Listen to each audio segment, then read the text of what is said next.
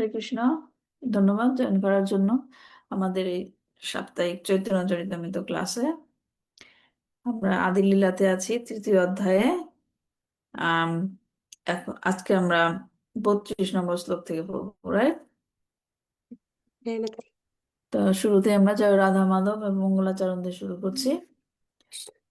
জয় রাধা মাধব কুঞ্জ বিহারী, জয় রাধা মাধব কুঞ্জ বিহারী, জয় গোপীজন বল্লভ গিরিবরধারী, জয় গোপীজন বল্লভ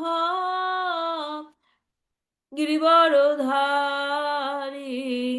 যশোদানন্দন ব্রজজন রঞ্জন, যশোদানন্দন ব্রজজন রঞ্জন, যমুনা তীরা বনচারী, যমুনা তীরা বনচারী, জয় রাধা মাধব কুঞ্জ বিহারী, জয় রাধা মাধব কুঞ্জ বিহারী, হরে কৃষ্ণ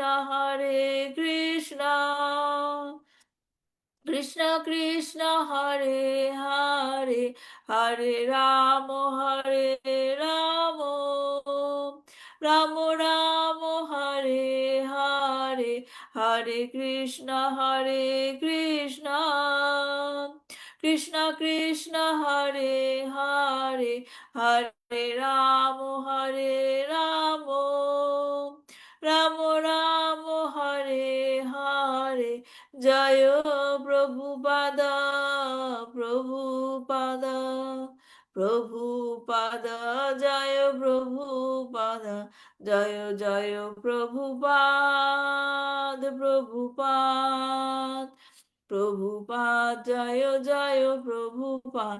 নিতাই গৌরা হরি বল, হরি বল, হরি বল, নিতাই গৌরা হরি বল, নিতাই গৌরা হরি বল, হরি বল, হরি বল, নিতাই গৌরা হরি বল।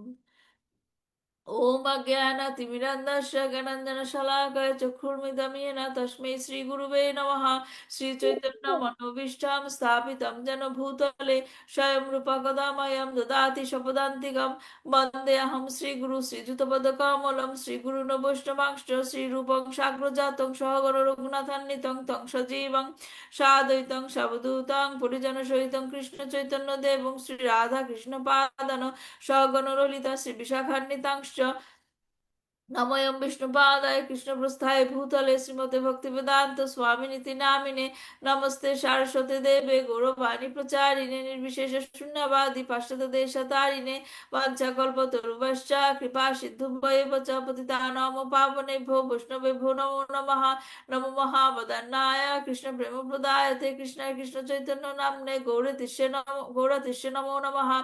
अनार्पितं चरिं चिरात् करुणावतीर्ण कलसमर्पयितम् उन्नत उज्ज्वल रसं भक्ति श्रिया। हरे पुरत सुंदर दुति कदम्ब संदीपित सदा हृदय गंधर स्फुरत वसुचिनंदन, आजनुलंबिता भुजा कनकवदात संकीर्तनाय कपितरा, कमलायताक्ष विश्वम्भर द्विजभार जुग धर्मपाल, वन्दे जगत प्रिय करौ करुणावतीर्ण, पंचतत्माकं कृष्णां भक्तरूपस्वरूपकं भक्तावतारं भक्तकं नमामि भक्तशक्तिकं। जय श्री कृष्ण चैतन्य प्रभु नित्यानंद, श्री अद्वैत गदाधर श्रीवासादि गौर भक्तवृंद। हरे कृष्ण कृष्ण कृष्ण हरे हरे, हरे राम राम राम हरे हरे, हरे कृष्ण कृष्ण कृष्ण हरे हरे, हरे राम राम राम हरे हरे, हरे कृष्ण कृष्ण कृष्ण हरे हरे, हरे राम राम राम हरे हरे। जय जय श्री चैतन्य, जय नित्यानंद, जय अद्वैत चंद्र, जय गौर भक्त वृंद। जय जय श्री चैतन्य, जय नित्य নিত্যানন্দ জয় অদ্বৈত চন্দ্র জয় গৌর ভক্ত বৃন্দ জয় জয় শ্রী চৈতন্য জয় নিত্যানন্দ জয় অদ্বৈত চন্দ্র জয় গৌর ভক্ত বৃন্দ।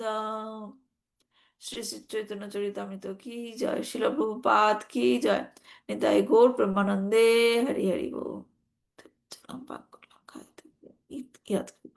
তামহং বন্দে শ্রী গুরু মুদিপদা। ওকে, তাহলে আমরা প্রশ্নগুলো দিয়ে শুরু করছি।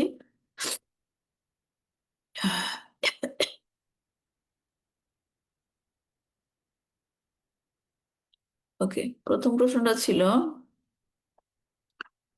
20 নম্বর শ্লোকে ভগবানের কি পরিকল্পনার কথা ব্যক্ত করা হয়েছে, এই পরিকল্পনার পেছনে কারণ কি ছিল? হরে কৃষ্ণ মাতাজি, বলবো আমি। বলেন। 20 নম্বর শ্লোকে ভগবান পরিকল্পনা করেছেন যে ভগবান ভগবান নিজে ভক্তের ভূমিকা গ্রহণ করবেন এবং নিজে আচরণ করে সকলকে ভক্তিযোগে ভগবানের সেবা করার শিক্ষা দিবে। হ্যাঁ, আর এই মানে পরিকল্পনার কারণ হচ্ছে নিজে ধর্ম আচরণ না করলে অন্যকে শেখাতে দেবেন, সেই জন্য তিনি হ্যাঁ, এই পরিকল্পনা করলেন, তাহলে তিনি নিজে আচরণ করে অন্যকে সবাইকে শেখানোর জন্য। শিখাতে চেয়েছেন কিভাবে ভক্তি প্র্যাকটিস করতে হয়, কারণ তিনি ভক্তির কথা কোথায় ব্যাখ্যা করেছেন, কোথায় বলেছেন? ভগবত গীতায়। ভগবত গীতাতে। ভাগবত। হ্যাঁ, হ্যাঁ, ভগবান শ্রীকৃষ্ণ নিজে এসে তিনি ভগবত গীতাতে ভক্তির কথা বলেছেন এবং চৈতন্য মহাপ্রভু রূপে এসে তিনি সেই ভক্তি কিভাবে অনুশীলন করতে হয় ব্যক্তিগতভাবে সেটা দেখিয়েছেন, এবং সেটা সে কিভাবে দেখিয়েছেন? ভক্ত রূপে। হ্যাঁ, তারপর পরের প্রশ্ন ছিল এই যে পরিকল্পনার পেছনের কারণ, রাইট, এটা ব্যাখ্যা করতে কৃষ্ণদাস কবিরাজ গোস্বামী কোন শাস্ত্রের উল্লেখ করেছে? ভাগবত গীতা। ভাগবত গীতায় কি বলা হয়েছে? ভাগবত গীতাতে ভগবত গীতায় কি বলা হয়েছে? ভগবত গীতা যে উল্লেখ করেছেন, ভগবত গীতায় কি বলা হয়েছে? ট্রাই করবো। হরে কৃষ্ণ। হরে কৃষ্ণ। ভগবত গীতায় কি বলা হয়েছে? এই যে নিজে ধর্ম আচরণ না করলে অন্যকে সেই ধর্ম শেখানো যায় না, দান হ্যাঁ, করা যায় না। সেটা তো বুঝলাম, কিন্তু এট- ভগবত গীতায় স্পেসিফিক্যালি কিভাবে বলেছে? শ্রেষ্ঠ এটা ব্যক্তিরা যেভাবে আচরণ করে সাধারণ মানুষ তা ফলো করে। হুম, এই যে আচ্ছা, ভগবান ভগবত গীতার যে উল্লেখ করেছেন, ভগবত গীতায় কে বলেছেন এই কথাটা? ভগবান শ্রীকৃষ্ণ। শ্রীকৃষ্ণ। সেটাই জিজ্ঞেস করছি, ভগবান শ্রীকৃষ্ণ কি বলেছেন? যুগে যুগে ভগবান শ্রীকৃষ্ণ মানে এখানে 4টা শ্লোকের কথা উল্লেখ করে, 4টা শ্লোক আছে এখানে। হ্যাঁ। যে 25 নম্বর শ্লোকে যেটা বলা হয়েছে যে যদা যদা চরিত শ্রেষ্ঠ তত্ত্ব দেবতরও জন সযৎ প্রমাণং কুরুতে লোকস্তত্ত্বদনুবর্ততে। হুম। শ্রেষ্ঠ ব্যক্তি যেভাবে আচরণ করে সাধারণ মানুষেরা সেভাবেই তার অনুসরণ করে। হুম। শ্রেষ্ঠ ব্যক্তি আদর্শ কর্মের দ্বারা যে দৃষ্টান্ত স্থাপন করে সকলেই তা অনুসরণ করে। হ্যাঁ, এটি হলো কথা, যে শ্রেষ্ঠ ফলো করে। হ্যাঁ, আর সেখানে ভগবান বলেছেন যে আমি নিজেই যদি সেটা ফলো না করি তাহলে সমস্ত জগৎ কি যাবে? উৎসন্নে যাবে। হ্যাঁ, এজন্য তা ভগবানের কর্ম করার, ভগবানের কোনো কিছু করার কিন্তু প্রয়োজন ছিল না, রাইট, কিন্তু তিনি করেছেন সবাই যেন তাকে ফলো করতে পারে, সবাইকে শিক্ষা দেওয়ার জন্য। হ্যাঁ, তারপর 26 নম্বর শ্লোকে আমরা কোন গুরুত্বপূর্ণ জ্ঞান লাভ করতে পারি? 26 নম্বর শ্লোকটা খুব গুরুত্বপূর্ণ, আমরা ব্যাখ্যা করেছিলাম 2টা ক্লাসে। হ্যাঁ, এখানে কোন গুরুত্বপূর্ণ জ্ঞান লাভ করতে পারি? মাত্র আমি একটু বলে দেখি হয় কিনা। হ্যাঁ। ভগবান বলেছেন অন্যান্য কলিযুগে আমার অংশ অবতারও আসবে, তারাও যুগ ধর্ম প্রবর্তন করবে হুম। এবং সেখানে হরিনাম সংকীর্তন প্রচার প্রচার হবে। কিন্তু হুম। চৈতন্য মহাপ্রভু আসবে তখন যে হরিনাম প্রচার হবে যুগ ধর্মে, সেখানে শুধুমাত্র ব্রজ প্রেমে পাওয়া যাবে। এই জন্যই ভগবান শ্রীকৃষ্ণ বলেছেন, আমি ছাড়া অন্য কেউ ব্রজপ্রেম দান করতে পারবে না। তাহলে মেন গুরুত্বপূর্ণ জিনিসটা কি, যে অন্য যুগেও থাকবে হরিনাম সংকীর্তন, কিন্তু এই যুগে যেহেতু চৈতন্য মহাপ্রভু এসেছে, এই যুগে যে যুগ ধর্মটা প্রবর্তন হয়েছে, শুধুমাত্র এই যুগ ধর্ম দ্বারাই কি লাভ করা যাবে? বুঝে ব্রজ প্রেম।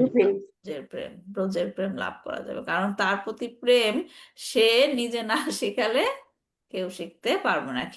সে যদি না দান করে কেউ দিতে পারবে না। এটা হচ্ছে গুরুত্বপূর্ণ কথা। এর জন্য কেন গুরুত্বপূর্ণ? কারণ এই এই যুগের ধর্মের যে হরিনাম সংকীর্তন প্রবর্তন করা হয়েছে, এখানে আমরা অংশগ্রহণ করতে পারবো। পেরেছি পেরেছি এবং এটা যথার্থ সুযোগ সদ্ব্যবহার করতে হবে, যে আমরা যেন মানে যেভাবে আমরা ভগবানের কৃপা পেয়েছি, এই যুগ ধর্মে আমরা অংশগ্রহণ করতে পেরেছি, এটার জন্য পূর্ণরূপে আমরা লাভ উঠাতে পারি। হুম। তারপর 4 নম্বর প্রশ্ন ছিল, 26 নম্বর শ্লোকের বিষয়বস্তু প্রমাণ করার জন্য কৃষ্ণদাস কবিরাজ গোস্বামী কোন শাস্ত্রের উল্লেখ করেছেন? এই যে বললাম সুচিত্রা মাতাজি বললেন যে কি চৈতন্য মহাপ্রভু আসাতেই কেবলমাত্র কি, হ্যাঁ, ভোজপ্রেম লাভ করা লাভ। যায়। এখন এটা তো এই 26 নম্বর শ্লোকটা তো কে বলেছে? 26 বিল্ল নম্বর বিল্লমঙ্গল ঠাকুর। হ্যাঁ, 26 নম্বর না, শ্লোকটা কে বলেছে? ও তো 26 ই এই যে মহাপ্রভু চৈতন্য মহাপ্রভু। কৃষ্ণদাস কবিরাজ। ও 26 নম্বর শ্রীকৃষ্ণ। শ্রীকৃষ্ণ শ্রীকৃষ্ণর কথাটা কে বলেছে এখানে? মহাপ্রভু চৈতন্য। শ্রী- ও রঘু কৃষ্ণ ভগবান কবিরাজ দাস। কৃষ্ণদাস কবিরাজ গোস্বামী। কৃষ্ণদাস কবিরাজ গোস্বামী তিনি কৃষ্ণের কথাটাকে এখানে নিজের নিজের মতো করে বলছেন আমাদেরকে বোঝানোর জন্য। এখন অনেকে বলতে পারে, আপনি বলছেন দেখে কি হবে, কৃষ্ণদাস কবিরাজ গোস্বামীকে বলতে পারে যে আপনি বলছেন এটা কি আসলে সত্যি। এখন সেই কথাটাকে মানে জোরদার করার জন্য, প্রমাণ করার জন্য তিনি কোথা থেকে নিয়েছেন, প্রমাণ নিয়েছেন, কোন শাস্ত্র লঘু থেকে? লঘু ভাগবতামৃত থেকে, বিল্লমঙ্গল ঠাকুর। মঙ্গল ঠাকুরের। লঘু ভাগবতামৃত থেকে উল্লেখ করে। লঘু ভাগবতামৃত কে লিখেছে? বিল্লমঙ্গল ঠাকুর। No, no. লঘু ভাগবতামৃত কে লিখেছে? প্লিজ। রূপ গোস্বামী। রূপ গোস্বামী লিখেছে, কিন্তু তিনি বিল্লমঙ্গল ঠাকুরের এই উক্তিটি সেখানে উল্লেখ উদ্ধৃত করেছেন। করে। হ্যাঁ, উল্লেখ করেছেন, সেখানে সে ইউজ করেছেন। ঠিক আছে, কিন্তু যেই 27 নম্বর শ্লোকটা কে বলেছে? বিল্লমঙ্গল ঠাকুর। ঠিক আছে, কিন্তু এটা উল্লেখ আছে লঘু ভাগবতামৃততে, যেটা লিখেছে রূপ গোস্বামী। বোঝা গেছে? আচ্ছা। হ্যাঁ, হ্যাঁ। ওকে। তারপরে 5 নম্বর প্রশ্নটা ছিল 29 নম্বর শ্লোকে। 29 নম্বর শ্লোকে কি ব্যাখ্যা করা হয়েছে? ভগবান শ্রী চৈতন্য মহাপ্রভু রূপে, কখন ভগবান অবতীর্ণ শ্রী চৈতন্য মহাপ্রভু রূপে কখন অবতীর্ণ আসবে? হয়েছে? হ্যাঁ, এখন আমাদের প্রশ্নটা ছিল কি, আমি এটা একটু গানটা জানি মানে আওয়াজ হচ্ছে, মিউট করলাম। ওকে। তো আমাদের প্রশ্নটা ছিল যে ভগবান শ্রীকৃষ্ণ কোন মন্বন্তরে, কোন চতুর্যুগের, কোন যুগে, কোন সময়ে আবির্ভূত হয়েছে? একটা একটা করে বলেন। এই প্রশ্নটা বারবার দেই কেন, বারবার দেই কেন, যাতে মনে থাকে, আবার আমারও মনে থাকে যেন। আমি বলছি না যে আমি মনে থাকে আপনারা ভুলে যান, আমারও যেন মনে থাকে, এর জন্য আমি এইরকম এই প্রশ্নটা বারবার দেই। বলেন, কে বলতে চান? আচ্ছা, দেখি 29 নাম্বার শ্লোকে অন্য আর কেউ বলতে পারেন কিনা। এই 29 মীনা নাম্বার মাতাজি শ্লোকে প্রথম থেকে বলেন, শুনি নেই, বলেন আবার। 29 নাম্বার শ্লোকে ভগবান শ্রীকৃষ্ণ কলিযুগে সপ্তম মন্বন্তরে অষ্টম বিংশতে চতুর্যুগে কলিযুগে প্রথম সন্ধ্যায় আবির্ভূত হয়েছিলেন। প্রথমে কলিযুগ বললেন কেন? আমার প্রশ্ন ছিল কোন মন্বন্তরে, কোন মন্বন্তর বলেন। সপ্তম মন্বন্তরে। হ্যাঁ, কোন চতুর্যুগ? কলিযুগে। অষ্টম ক- 28 নম্বর দিব্যযুগ। 28 অন্য 28 কেউ নম্বর বলেন না, ওনাকে বলতে বলছি, বলেন। সপ্তম মন্বন্তর বললেন, তারপর কোন চতুর্যুগ? 28। হ্যাঁ, এক, শুধুমাত্র মন্দির আমাদের বলছে, অন্য কেউ বলবেন না। তারপর 28 নম্বর চতুর্যুগের কোন যুগে? কলিযুগে। কলিযুগে। আমি বলছি না, অন্য কেউ প্রথম বলবেন না। কোন? আবির্ভূত হয়েছিলেন। হ্যাঁ, কলিযুগের কোন সময়ে? প্রথম সন্ধ্যায়। প্রথম সন্ধ্যায় আবির্ভূত হয়েছিলেন। ঠিক আছে, তাহলে সপ্তম মন্বন্তরে চতুর্যুগে, সরি, 28 নম্বর চতুর্যুগের কলিযুগের প্রথম সন্ধ্যায় ভগবান আবির্ভূত শ্রীকৃষ্ণ চৈতন্য মহাপ্রভু রূপে আবির্ভূত হয়ে, আবির্ভূত। সবাই লিখেছেন, রাইট? বোঝা যাচ্ছে সবাই সপ্তম বলার জন্য মন্বন্তর। অস্থির ছিলেন, তার মানে সবাই লিখেছেন। ওকে, তাহলে আজকে আমরা 30 নম্বর শ্লোক থেকে পড়বো। ওকে, আমি শেয়ার করছি।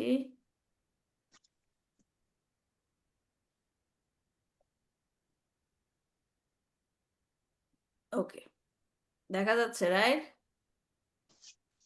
হ্যাঁ, হ্যাঁ, মাতাজি দেখা যাচ্ছে। 30 নম্বর শ্লোক না, ঠিক আমরা কত নম্বর শ্লোক থেকে পড়বো? 32 নম্বর। 30-31 পড়েছিলাম গত সপ্তাহে। হ্যাঁ, 30-31-এ আমরা কি পড়েছিলাম? যে গত ক্লাসের শেষে আমরা 30-31-এ দেখেছিলাম চৈতন্য মহাপ্রভুর আবির্ভাবকে সিংহের সাথে তুলনা করা হয়েছে, রাইট? সিংহের সাথে, যিনি হুংকারের দ্বারা আমাদের হৃদয়ের সমস্ত কামনা বাসনাগুলোকে বা অনর্থগুলোকে দূর করে। এবং অনর্থগুলোকে কিসের সাথে তুলনা করা হয়েছে? অনর্থগুলোকে কিসের সাথে তুলনা করা হয়েছিল? হাতির হাতি। সাথে। হ্যাঁ, মত্ত হাতি, শুধু হাতি না, মত্ত হাতি। হ্যাঁ, মত্ত হাতির সাথে তুলনা করা হয়েছে। এবং এই চৈতন্য মহাপ্রভুর আবির্ভাবই কেবল আমাদের হৃদয়ের সমস্ত কলুষতা দূর করতে পারে। আমরা যদি আমাদের হৃদয়ে শ্রীকৃষ্ণ চৈতন্য মহাপ্রভুকে স্থান দিতে পারি, তাকে যদি আমরা হৃদয়ে রাখতে পারি, শুধুমাত্র এই উপায়েই কি করতে পারবো? আমাদের হৃদয়ের সমস্ত অনর্থগুলোকে দূর করতে পারবো। এই কারণেই কৃষ্ণদাস কবিরাজ গোস্বামী, মনে আছে, প্রথম দিকে আমাদেরকে সমস্ত পাঠকদের আশীর্বাদ দিয়েছিল কি? যে যেন আমাদের হৃদয়ে সদা সর্বদা চৈতন্য মহাপ্রভু অবস্থান করে। সদা হৃদয়ে কান্দারে স্ফুরতাও বাসাচি নন্দনা। আপনারা ক্যামেরাগুলো অন করছেন না কেন? আমার মনে হচ্ছে আমি একা একা বসে বসে কথা বলছি, কেউ শুনছে না। ক্যামেরাগুলো একটু অন করুন। হুম, ঠিক আছে। তাহলে এই দুইটা আমরা 30 এবং 31 নম্বর শ্লোকে শিখেছিলাম। এই যে বলছে যে সেই সিংহ বসুক জীবের হৃদয় কন্দরে, কলমশ দৃঢ় নাশে যাহার হুংকারে। কার হুংকারে? চৈতন্য মহাপ্রভুর। হুঙ্কার।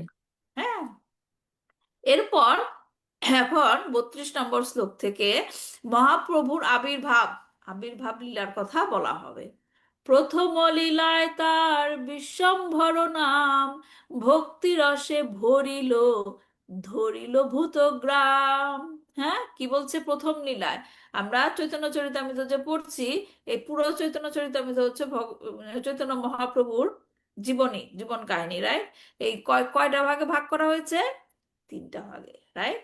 আদি লীলা, মধ্যলীলা এবং অন্তলীলা। অন্তলীলা। তো আদি লীলায়, যেটা প্রথম লীলার কথা বলছে, সেখানে তার নাম কি ছিল? বিশ্বম্ভর। বিশ্বম্ভর। প্রারম্ভিক লীলায় তার নাম বিশ্বম্ভর, কারণ তিনি সমগ্র বিশ্বকে ভক্তিরসে প্লাবিত করে সমস্ত জীবকে উদ্ধার করেছিলেন। এখানে যে দেখেন, এই শ্লোকে 2টা কথা বলা হয়েছে, কি? ভরিল, ধরিল।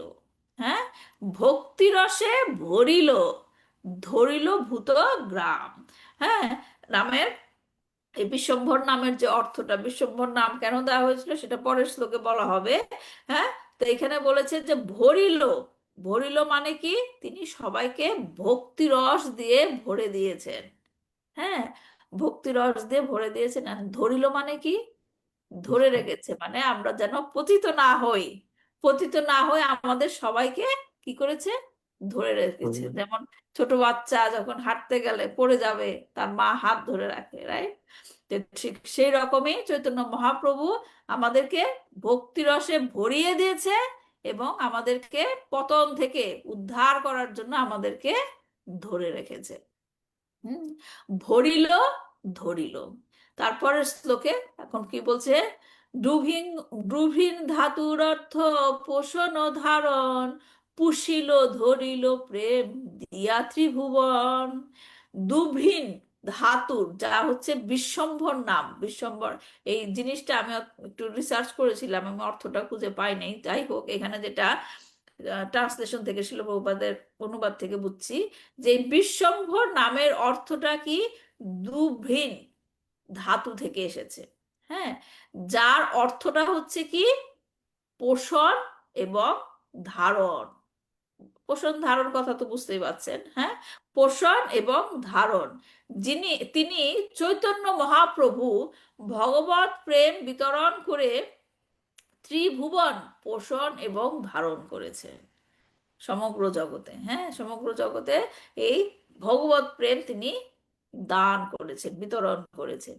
শেষ লীলায় ধরে নাম শ্রীকৃষ্ণ চৈতন্য, শ্রীকৃষ্ণ জানায় সব বিশ্ব কইল ধন্য। এই শ্লোকটাও সুন্দর, এখান থেকে একটা নতুন জিনিস শিখবো।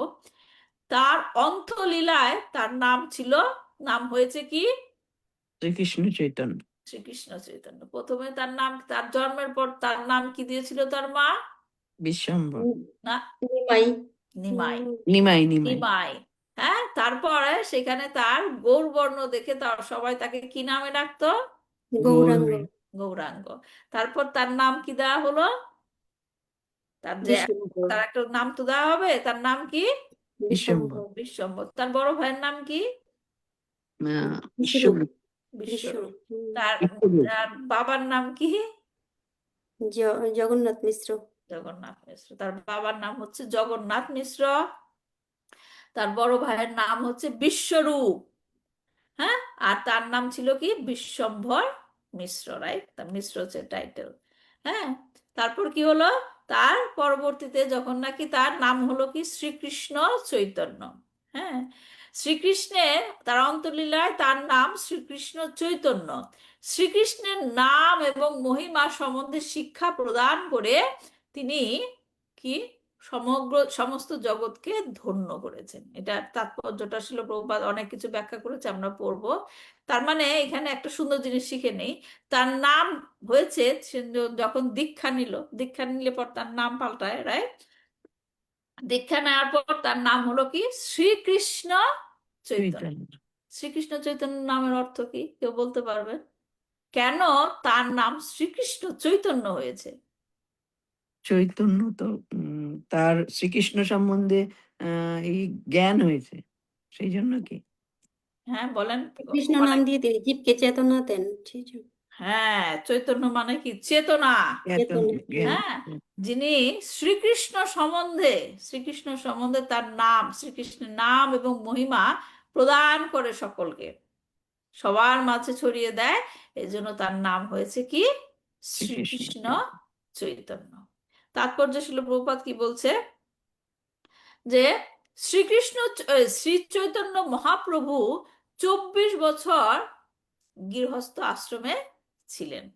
তারপর সন্ন্যাস গ্রহণ করে 48 বছর বয়স পর্যন্ত তিনি এই জড়জগতে প্রকট ছিলেন। তাহলে কতদিন ছিলেন চৈতন্য মহাপ্রভু এই জড়জগতে? 48 বছর। 48 বছর। 48 বছরের মধ্যে 24 বছর তিনি গার্হস্থ আশ্রমে ছিলেন। হ্যাঁ, গার্হস্থ জীবনে ছিলেন। সুতরাং তার শেষ লীলার স্থায়িত্ব ছিল 24 বছর। তথাকথিত কিছু বৈষ্ণব বলে যে বৈষ্ণব সম্প্রদায়ে বা শ্রী চৈতন্য মহাপ্রভুর পরম্পরার ধারায় সন্ন্যাস গ্রহণ করার রীতি নাই। তখনকার আমলের কথা বলছে, বুঝছেন? এই ধরনের উক্তি তাদের নির্বুদ্ধিতারই পরিচায়ক। শ্রী চৈতন্য মহাপ্রভু শঙ্কর সম্প্রদায় ভুক্ত শ্রীপাদ কেশব ভারতীর কাছ থেকে সন্ন্যাস দীক্ষা গ্রহণ করেছিলেন। হ্যাঁ, তার কাছ থেকে তার প্রথম দীক্ষা হয়েছিল, মানে সে সন্ন্যাস দীক্ষা তার কাছে নিয়েছিল কেশব ভারতীর কাছ থেকে। শঙ্কর সম্প্রদায় সন্ন্যাস দীক্ষা গ্রহণের ক্ষেত্রে 10টি বিশেষ নাম অনুমোদন করে। শঙ্কর সম্প্রদায়ের কথা বলছে। শ্রীপাদ শঙ্করাচার্যের আবির্ভাবের বহু পূর্বে শ্রী বিষ্ণু স্বামীর বৈষ্ণব সম্প্রদায়ে সন্ন্যাস গ্রহণের রীতি ছিল। শ্রী বিষ্ণু স্বামীর বৈষ্ণব সম্প্রদায়ের 10টি বিভিন্ন সন্ন্যাস নাম আছে এবং সন্ন্যাসীদের অষ্টতর শত নামে ত্রিদণ্ডী সন্ন্যাস প্রদান করা হতো। বৈদিক নির্দেশাবলীর দ্বারা এটি প্রমাণিত। অতএব শঙ্করাচার্যের আবির্ভাবের পূর্বেই বৈষ্ণব সন্ন্যাসের অস্তিত্ব ছিল।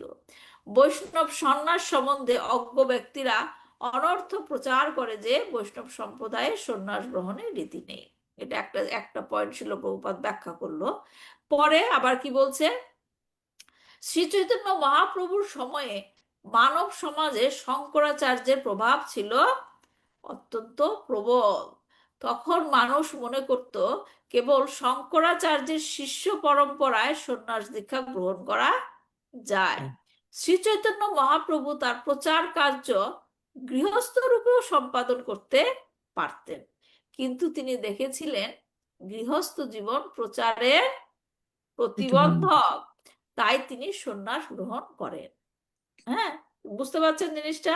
তিনি প্রচার কার্য করছিলেন, তখন তিনি ভাবলেন যে গৃহস্থ জীবনে থাকলে তার প্রতিবন্ধকতার সৃষ্টি হয়, তাই তিনি সন্ন্যাস করতে সিদ্ধান্ত নিলেন। কিন্তু ওই সময়ে কারাই শুধুমাত্র সন্ন্যাস দীক্ষা দিত?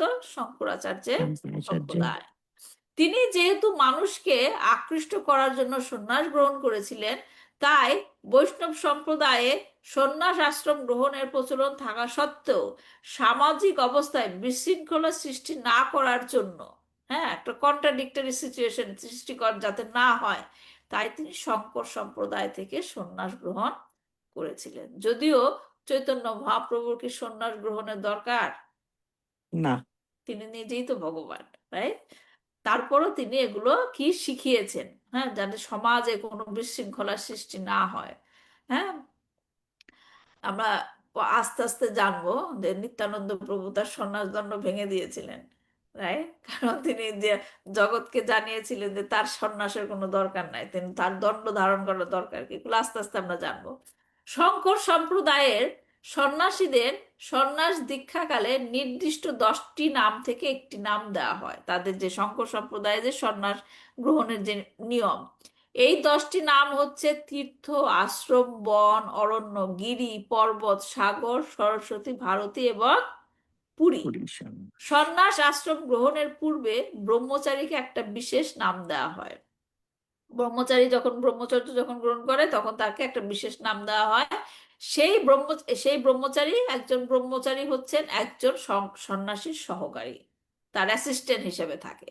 হ্যাঁ, তীর্থ ও আশ্রম নামক সন্ন্যাসীরা সাধারণত দ্বারকায় থাকেন এবং তাদের ব্রহ্মচারীর নাম হচ্ছে স্বরূপ। বন এবং অরণ্য নামক সন্ন্যাসীরা পুরুষোত্তম বা জগন্নাথপুরীতে থাকেন, তাদের ব্রহ্মচারীর নাম হচ্ছে প্রকাশ।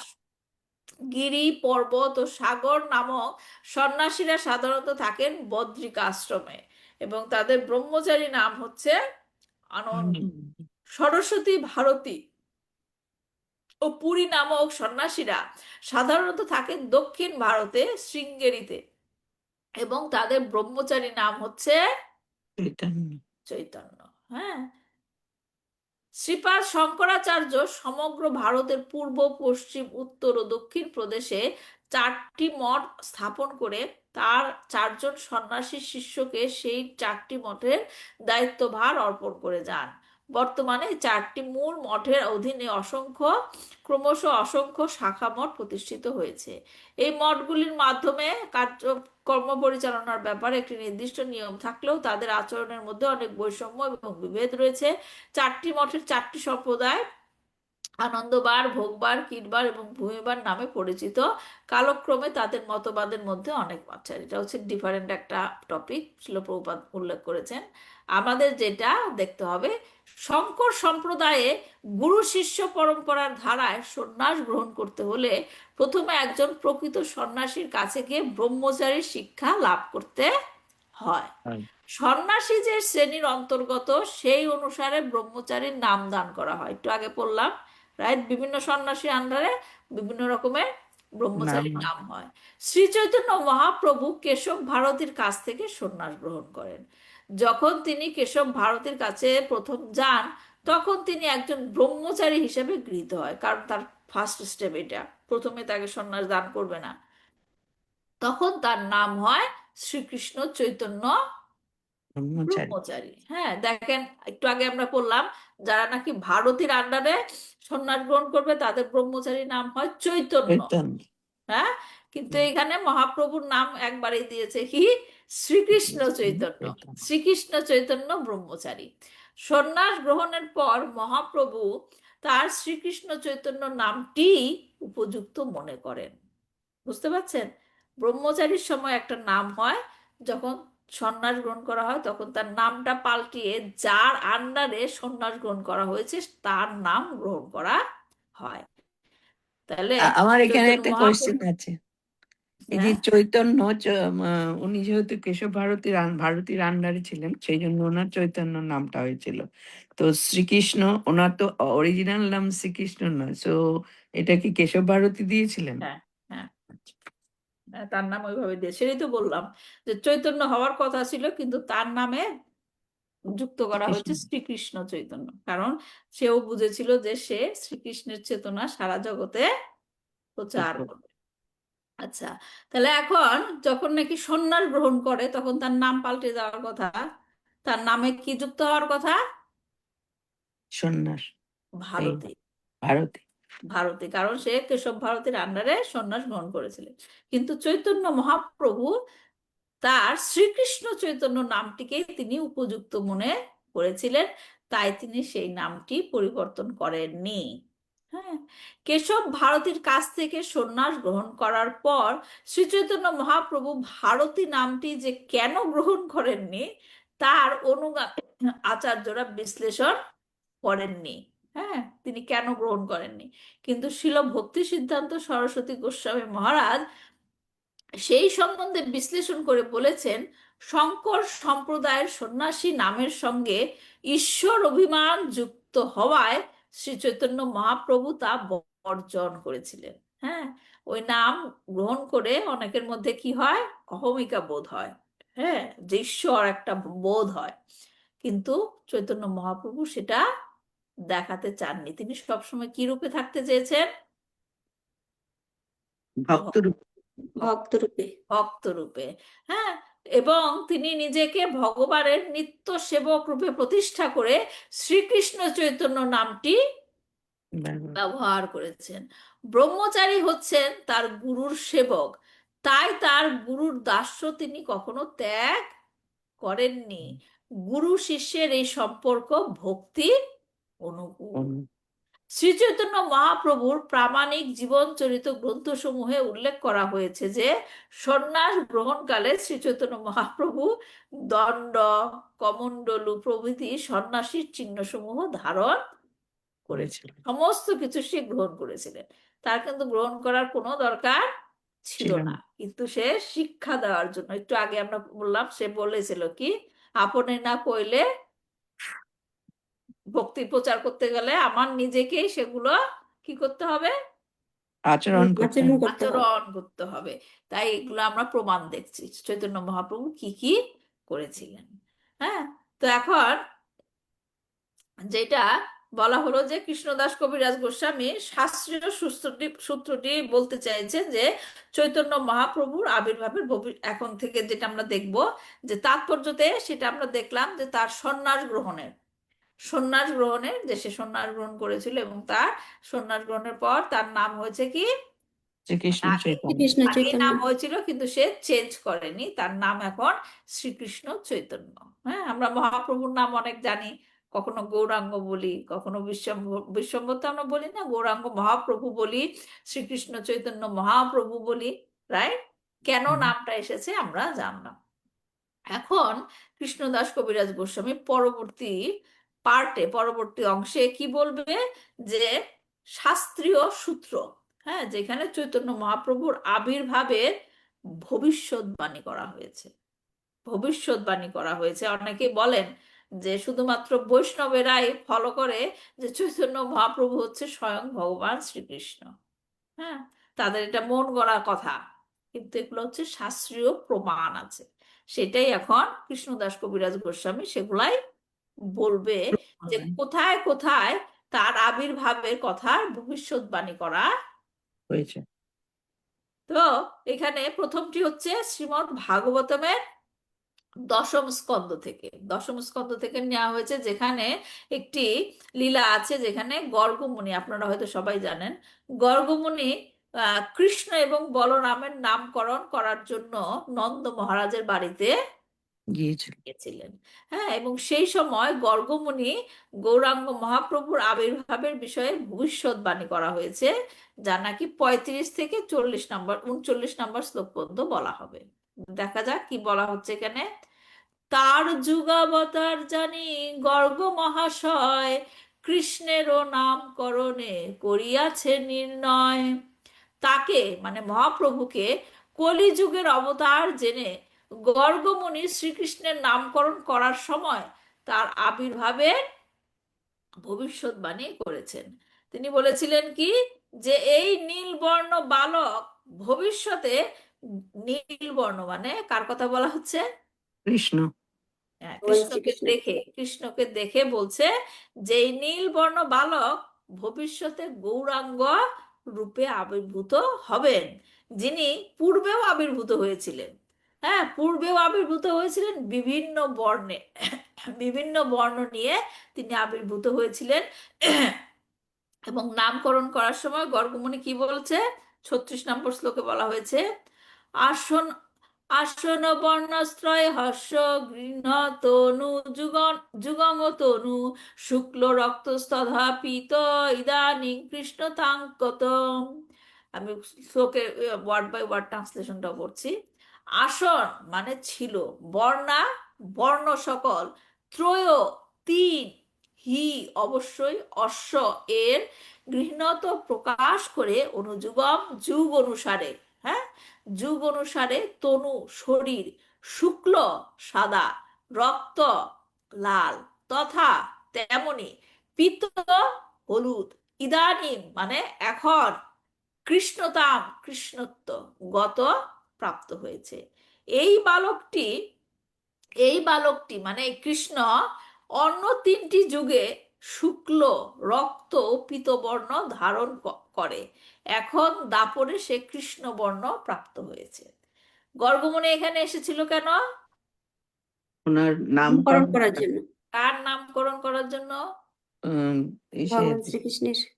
শ্রীকৃষ্ণের নামকরণ করার আগে সে তার নাম বলরাম। যে কৃষ্ণ, কৃষ্ণ ছাড়া আর অন্য কোনো নাম সে দিতে পারছিল না, কারণ তার নামই তো কৃষ্ণ, তিনি তো ভগবান শ্রীকৃষ্ণ।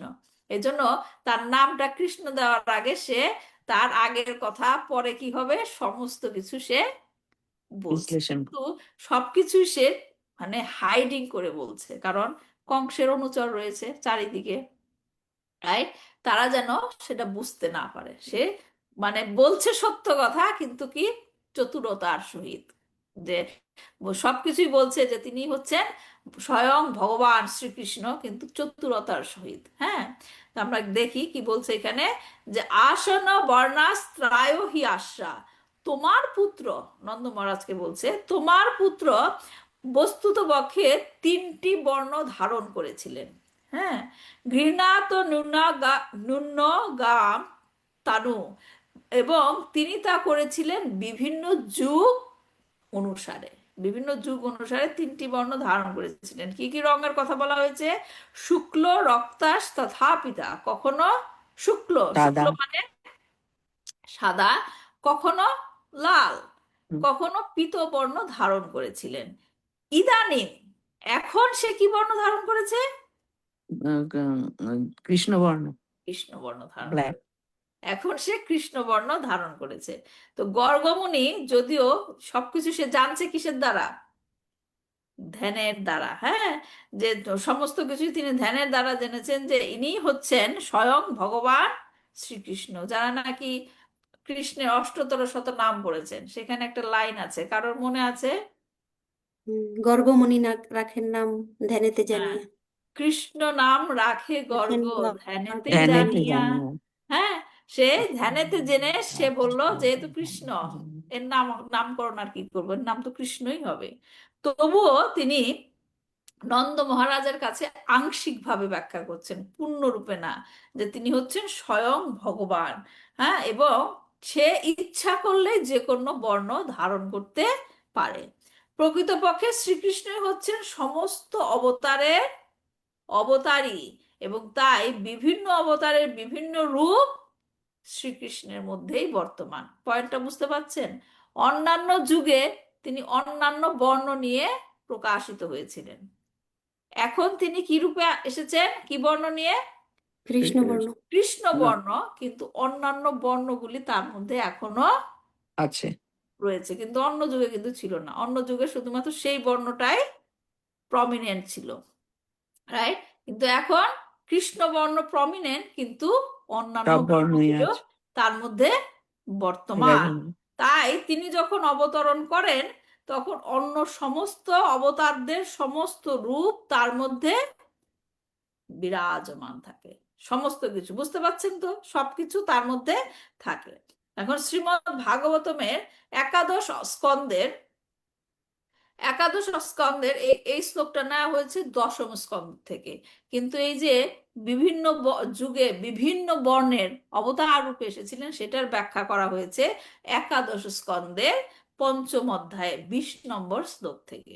হ্যাঁ, তো এই বিভিন্ন যুগে বিভিন্ন অবতারের কথা বর্ণনা করা হয়েছে, যেখানে মহারাজ নিমি, নবযোগেন্দ্র কথা তো শুনেছেন, হ্যাঁ, নবযোগেন্দ্রকে প্রশ্ন করেছিল, এবং তখন করভাজন মুনি মহারাজ নিমির প্রশ্নের উত্তর দিচ্ছিল। আমি শ্লোকগুলো পড়ছি না, শ্লোকের অনুবাদগুলো পড়ছি শোনার জন্য। শ্রী করভাজন উত্তর দিলেন, সত্য, ত্রেতা, দাপর এবং কলি, এই প্রত্যেক যুগে ভগবান শ্রীকেশব নানা বর্ণে, নামে এবং আকারে আবির্ভূত হন, এবং সেইভাবে বিবিধ প্রক্রিয়ায় আরাধ্য হয়ে থাকেন। সত্যযুগে ভগবান শ্বেতবর্ণ, সত্যযুগে কি? শ্বেতবর্ণ, শ্বেতবর্ণ। শ্বেতবর্ণ এবং চতুর্ভুজ রূপে জটাধারী বলকল পরিহিত হন। এটা একটা জিনিস মনে রাখবেন, এখানে কিন্তু 10 অবতারের কথা চিন্তা করলে হবে না, এটা হচ্ছে যুগ অবতারের কথা বলা হচ্ছে। বুঝতে পারছেন? লীলা অবতার কিন্তু আসবে না এখানে। হ্যাঁ, সত্য যুগে ভগবান শ্বেতবর্ণ এবং জটাধারী বলকল পরিহিত হন। এক তিনি মিনিট, এক মিনিট। আহ, যে এই যে দশাবতার হলো লীলার জন্য, রাইট? আর হ্যাঁ, যুগাবতার 4টে রূপ যে ধারণ করেছিলেন উনি, সেই চারটি 4টে বর্ণের আমরা বর্ণের যে পড়ছি, রূপ। এগুলো ওকে, লেখা আছে, ওকে। আমি শোনাচ্ছি আপনাদের। হ্যাঁ, হ্যাঁ। সত্যযুগে ভগবান শ্বেতবর্ণ, এবং তিনি কি থাকবেন? কৃষ্ণ হরিণের চর্ম, পবিত্র পবিত্র জপমালা, দণ্ড এবং ব্রহ্মচারীর কমণ্ডলু বহন করবেন।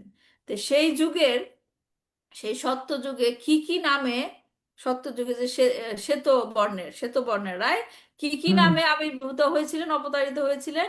শ্রী ভগবান সত্যযুগে হংস, সুপর্ণ, বৈকুণ্ঠ, ধর্ম, যোগেশ্বর, অমল, ঈশ্বর, পুরুষ, অব্যক্ত এবং পরমাত্মা নামে মহিমান্বিত হন। বুঝতে পারছেন অবতারের নামগুলো? তারপর সত্যযুগের পর কি? ত্রেতা যুগ। ত্রেতা যুগ। ত্রেতা হ্যাঁ, ত্রেতা যুগে শ্রী ভগবান রক্ত দেহবর্ণে আবির্ভূত হয়। হ্যাঁ, এখানে বলা হয়েছে না, রক্তবর্ণের নাম কি? এই যে বলা হয়েছে শুক্ল রক্তস্তথা, রক্তবর্ণ হচ্ছে লাল, লাল বর্ণ। তার চতুর্ভুজ স্বর্ণবর্ণ কেশরাজি থাকে, এবং তিনি বেদ শাস্ত্রের প্রত্যেকটিতে দীক্ষিত হওয়ার লক্ষণ স্বরূপ 3টি মেখলা পরিধান করে। যজ্ঞাদি, এখানে হচ্ছে তার মেইন জিনিসটা হচ্ছে যজ্ঞাদি অনুষ্ঠানের মাধ্যমে জ্ঞানের উপাসনা সম্বলিত ঋক, সাম ও যজু বেদশাস্ত্রগুলির প্রতীক স্বরূপ যজ্ঞ উপকরণাদি রূপে তিনি অন্যান্য সামগ্রী সামগ্রী ধারণ করে থাকে। তাহলে ত্রেতা যুগে তার নাম কি ছিল, কি কি রূপে আবির্ভূত হয়েছিলেন? বিষ্ণু বিষ্ণু বিষ্ণু যজ্ঞ, কৃষ্ণগর্ভ। কৃষ্ণগর্ভ আমরা জানি কিন্তু নামটা জানি না, লীলাটা। কৃষ্ণগর্ভ কোন লীলার মধ্যে থাকে জানেন? কৃষ্ণগর্ভ নামে তিনি যখন আবির্ভূত হয়েছিলেন কোন লীলা? ধ্রুব বিষ্ণু মহারাজ নিয়ে এসেছিল না তাকে? ধ্রুব মহারাজ যখন তাকে নিয়ে আসলো, ভগবান চতুর্ভুজ রূপে আবির্ভূত হয়েছিল, রাইট? সেই সেই অবতারের নাম হচ্ছে কৃষ্ণগর্ভ। আচ্ছা, কৃষ্ণগর্ভ, সর্বদেব, উরুক্রম, বৃষাকপি, জয়ন্ত এবং উরুগায় নামে তিনি বন্দিত হয়ে থাকেন। দেখেন কত অবতার, কত ভাবে তিনি এসেছেন, আপনার নামও জানি না, রাইট? এখানে সত্য যুগের কথা শুনলাম, ত্রেতা যুগে শুনলাম, এখন দাপর যুগে কি বলছেন? তিনটি কালারের কথাই কিন্তু বলা হয়েছিল, রাইট? শুক্ল, রক্ত এবং কি? ঈদবর্ণ, হ্যাঁ, সাদা, লাল এবং কি? হলুদ। হলুদ। হলুদ। এখন সাদা আর লাল আমরা জানলাম, এখন হলুদ বর্ণ কথা এখনো কি বলা হয় নাই। হ্যাঁ, চারটা কালারের কথা বলেছিল, রাইট? বলেছিল যে সে কি শুক্ল, লাল এবং পীত, এবং এখন তিনি কৃষ্ণ বর্ণ রূপে হয়েছে। কৃষ্ণবর্ণ।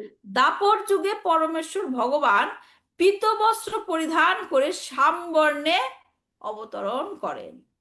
এই অবতরণে ভগবানের দেহ শ্রীবৎস এবং অন্যান্য বৈশিষ্ট্যমূলক অলংকার দ্বারা চিহ্নিত থাকে এবং তিনি তার নিজস্ব অস্ত্রসমূহের প্রকাশ ঘটান। কৃষ্ণবর্ণের কথা বলা হলো, রাইট? কলিযুগে তারপর তাকে বলা হয়েছিল, তাকে জিজ্ঞেস করা হয়েছিল কলিযুগে তাহলে কি হবে। সত্য, ত্রেতা এবং দাপর যুগের কথা গেল, এখন কলিযুগে কি হবে? তখন তিনি বলেছেন কলিযুগে তিনি কি নামে, কি রূপে আসবেন?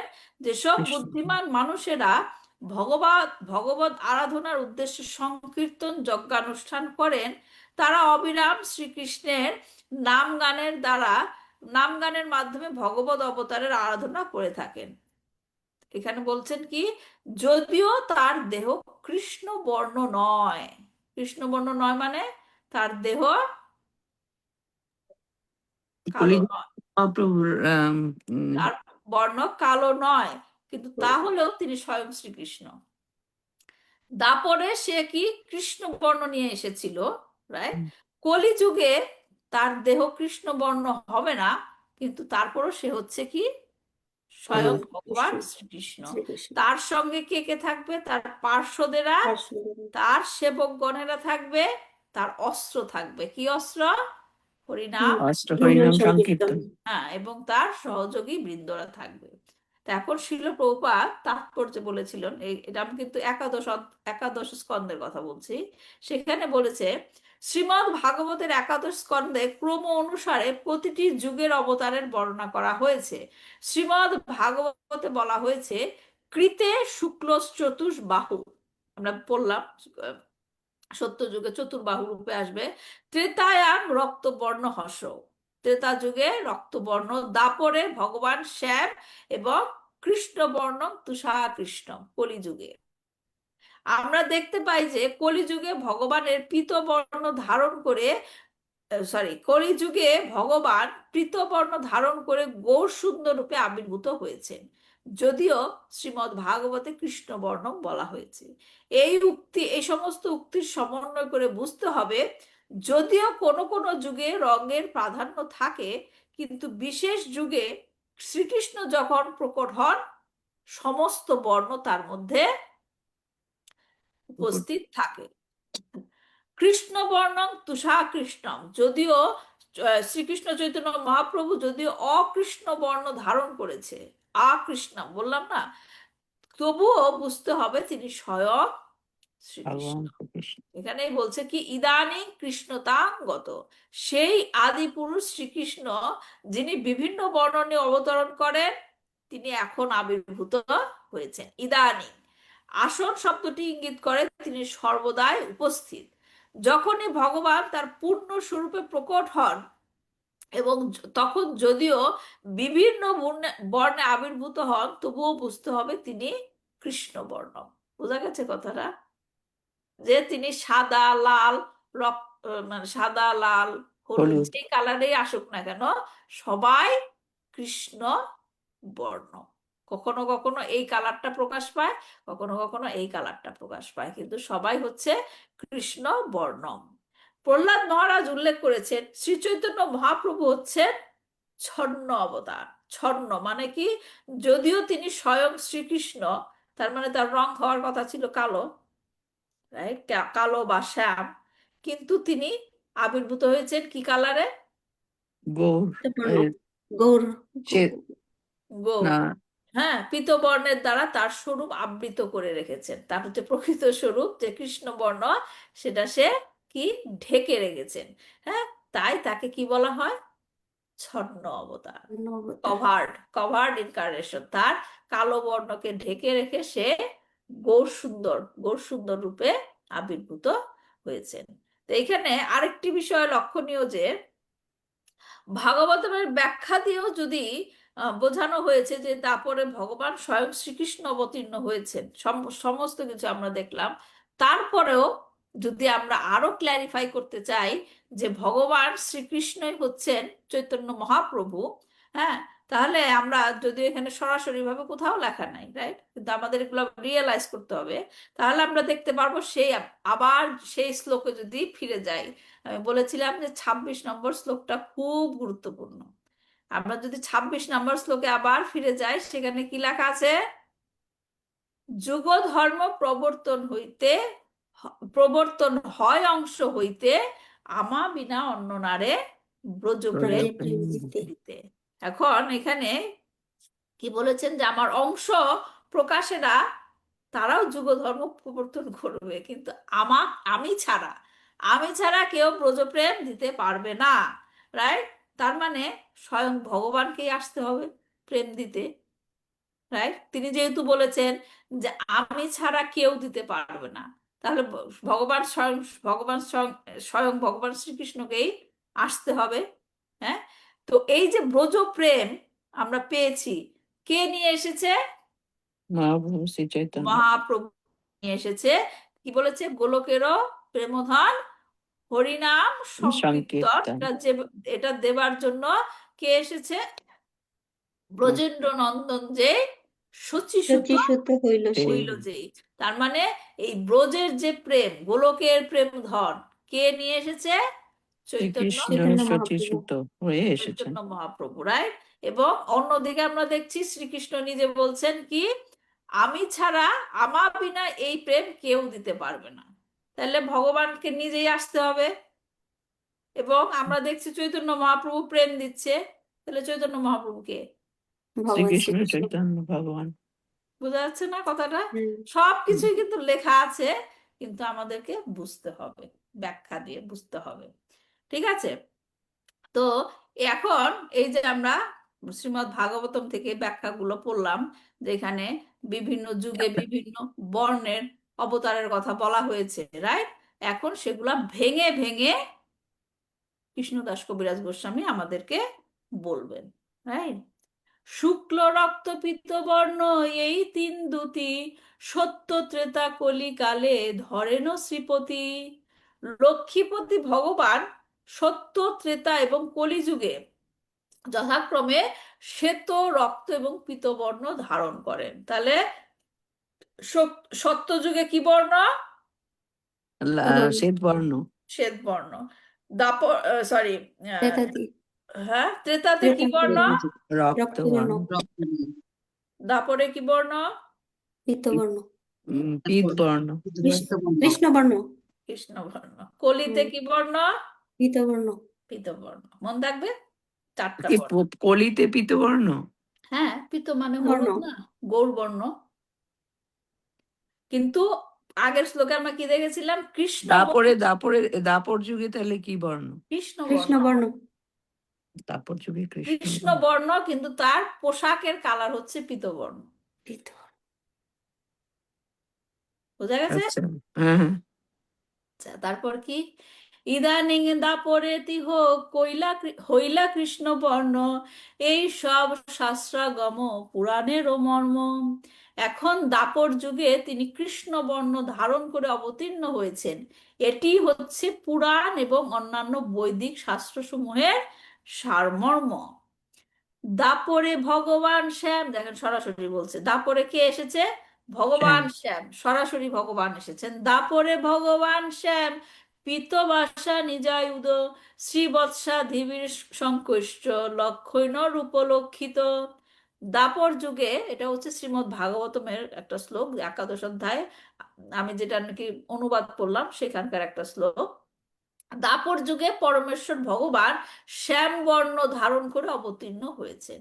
হ্যাঁ, তিনি পীত বসন পরিহিত, এই যে একটু আগে বললাম, তিনি পীত বসন পরিহিত এবং তার হাতে অস্ত্র শস্ত্র শোভা পায়। তিনি কৌস্তব মণি এবং শ্রীবৎসাদি চিহ্ন সমূহের দ্বারা সজ্জিত। এভাবেই তার লক্ষণগুলি বর্ণিত হয়েছে। এটি করভাজন মুনি কর্তৃক উক্ত শ্রীমদ্ ভাগবতমের একাদশ স্কন্দের পঞ্চম অধ্যায়ের 27 নম্বর শ্লোক। নবযোগেন্দ্র নামক যে 9 জন মহান যোগী মহারাজ নিমিকে বিভিন্ন যুগে ভগবানের বিভিন্ন বৈশিষ্ট্য সম্বন্ধে বিশ্লেষণ করে শুনিয়েছিলেন, করভাজন মুনি ছিলেন তাদের মধ্যে অন্যতম। এখন তারপর আমরা দেখছি যে আমরা আবির্ভাব সম্বন্ধে জানলাম, চৈতন্য মহাপ্রভুর আবির্ভাব সম্বন্ধে জানলাম। তারপর 40 নম্বর শ্লোকে বলা হয়েছে যে তিনি এসে কি কাজ করেছেন। আজকে এই শ্লোকটাই আমরা শেষ করব। হ্যাঁ, তিনি কি কাজ করেছেন? কলিযুগে যুগ ধর্ম নামেরও প্রচার, তথি লাগি পীত বর্ণ চৈতন্য অবতার। কলিযুগের যুগ ধর্ম হচ্ছে ভগবানের নামের মহিমা প্রচার। সেই উদ্দেশ্য সাধন করার জন্য ভগবান পীতবর্ণ ধারণ করে শ্রীচৈতন্য মহাপ্রভু রূপে আবির্ভূত হয়েছেন। ঠিক আছে, এই ছিল চৈতন্য মহাপ্রভুর আবির্ভাব এবং তার আবির্ভাবের কারণ, তিনি এসে কি করেছেন। এবং 41 নম্বর শ্লোক থেকে এখন আমরা পড়ব তার শরীরের বৈশিষ্ট্য, বিভিন্ন কি লক্ষণাদি যেটা বলা হয়, সেটা আমরা বৈশিষ্ট্যের কথা 41 নম্বর শ্লোক থেকে পড়বো নেক্সট ক্লাস থেকে। ঠিক আছে, আজকে কি আমাকে একটু 5 মিনিট সময় দেওয়া যাবে? আমি একটা ছোট্ট একটা ভজন করতে চেয়েছিলাম, হ্যাঁ হ্যাঁ, দেরি হবে? না না, ছোট্ট আমার ভজন, কোনো দেরি নেই। যেহেতু আমরা বিশ্বম্বর সম্বন্ধে আজকে পড়লাম, এই ছোট্ট একটা ভজন সবাই হয়তো জানেন। আর ভক্তিচরণ মহারাজ খুব সুন্দর করে এই ভজনটা করেছিলেন। কি নাম ফার্স্ট লাইনটা? সচির আঙ্গিনায় নাচে। খুব সুন্দর গান এই ভজন। হ্যাঁ, তাহলে আমরা একটু একটু করি, তারপর ক্লাসটা শেষ করব। কেউ করবেন আমার সাথে? আপনি করুন। আচ্ছা, ঠিক আছে। সচির আঙিনায় নাচে বিশ্বম্ভর রায়, হাসি হাসি ফিরি ফিরি মায়ের লুকায়। সচির আঙিনায় নাচে বিশ্বম্ভর রায়, হাসি হাসি ফিরি ফিরি মায়ের লুকায়। বয়নে বসন দিয়া বলে লুকাইনু, সচি বলে বিশ্বম্ভর আমি না দেখিনু। বয়নে বসন দিয়া বলে লুকাইনু, সচি বলে বিশ্বম্ভর আমি না দেখিনু।